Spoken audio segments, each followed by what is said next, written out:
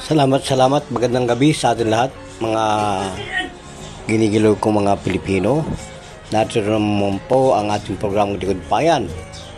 Ito po ay sumasalamin sa ating pong kalusugan at sa lahat po ng mga may problema sa pag-ibig, trabaho, at sa lahat po ng naghahanap ng solusyon para po sa lahat po ng ating problema. Ito ang inyong Likod Bayan na nag-iisang may puso mapagkawang gawa sa mundo ng balitaan, kalusugan, kapayapaan, katiwasayan at kagandahan na may kalakip na tugtugan. Lovers and caregivers ay ating pong inahataw ang mga katanungang ito para po sa ating paglilingkod sa inang bayan.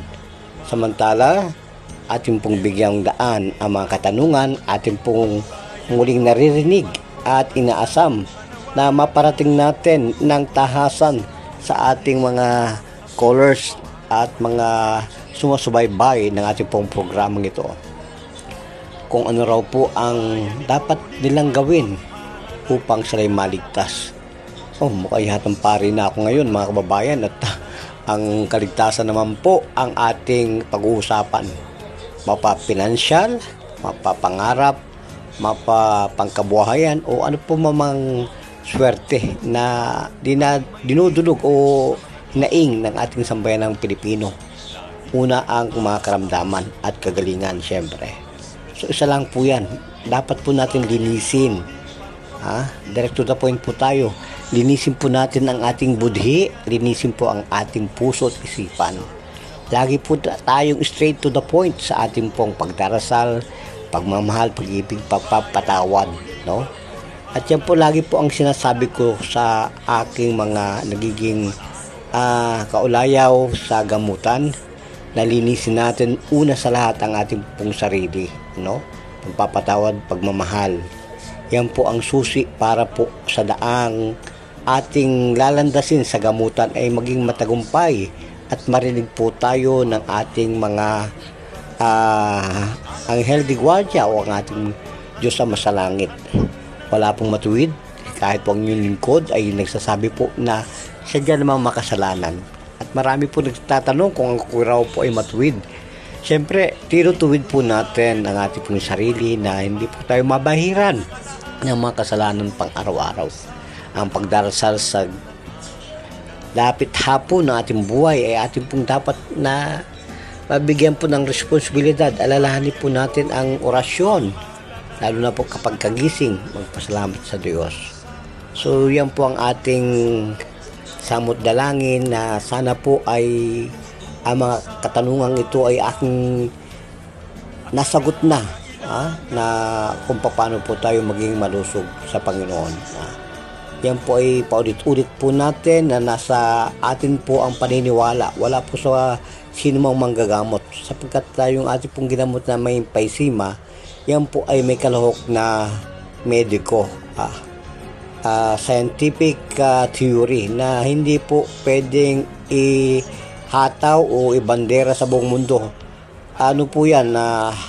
Secretive, informative formula na tayo lamang pong mga nakakaintindi ng mediko ang pwedeng makaalam. Hanggang ngayon po, ang aking pong tatay sa emphysema ay buhay.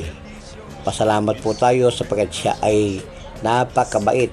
Yung bawal na lumabas ng bahay, may mga spoke belcher sa labas sa kalsada, ay kanya rin pong nalalangamangap. Kaya po hindi nawawalang oxygen.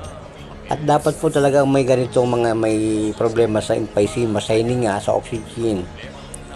Pati sa pag-aaral, dapat po may mga fresh, space sa environment po natin. Ay dapat po doon sa gubat talaga hindi dinadaanan ng mga sasakyan, no? Kaya sana po sa mga nagtatanong kung ano po ang kagalingan, lubin po ng Panginoon na tayo po ay laging malinis, dalisay ang ating pong nararamdaman, walang galit, puno ng pagsisisi po lagi ang ating puso't damdamin at isipan. Mga kababayan, ang pagiging exorcist po natin, ang cardiologist, nephrologist, pulmonologist, endocrinologist, gerontologist, lahat na po na yan ay ating pong dinaanan at na-research natin ang lahat po ng kagalingan ay ating pong binabandera talaga ang mga kaloob ng talino ng Panginoon, sapagkat tumatanda po ang inyong lingkod. Dapat po natin malasap ang aming pong programang ito, na sana po ay magsama-sama tayo, panawagan sa may mga karamdaman. Tumawag po tayo sa aming numero 0951-932-4495. Ayan po ay talking text na dapat po ninyong malaman. Ang pagigipong isang hap-hap mediko sa ating pong lingkod bayan ay hataw po yan sa legendary ng ating pong namayapang Tony Falcon. Isa pong announcer yan, commentator, lalo po si Tito George Caredo ng DCME Kisi 30. Tinanggal na po natin yung kanyang station sapagkat wala na po tayong authority para po mamati ng ating programa hataw sa radyong ito. Wala na po tayo sa ano na po tayo doon, tiwalag na po tayo doon. Wala na po si Tito George Caredo. Namayapa na po yan at nasa langit na po yun. Kaya po sana po sa lahat po ng mga may mga nagtatanong kung nasaan po ang aming programa ng DCME Kisi 30, harana ay wala na po yan.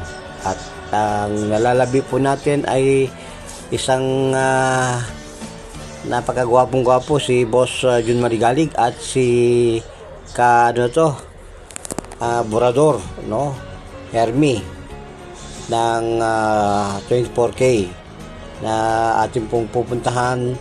Pag may oras po tayo ay tayo po ay pupunta sa kanya. Muli po ay binabalik po natin ang topics kung paano po tayo gagaling. Paulit-ulit po natin ay nasa awa po ng Diyos yan. Mabuhay Pilipino, mabuhay!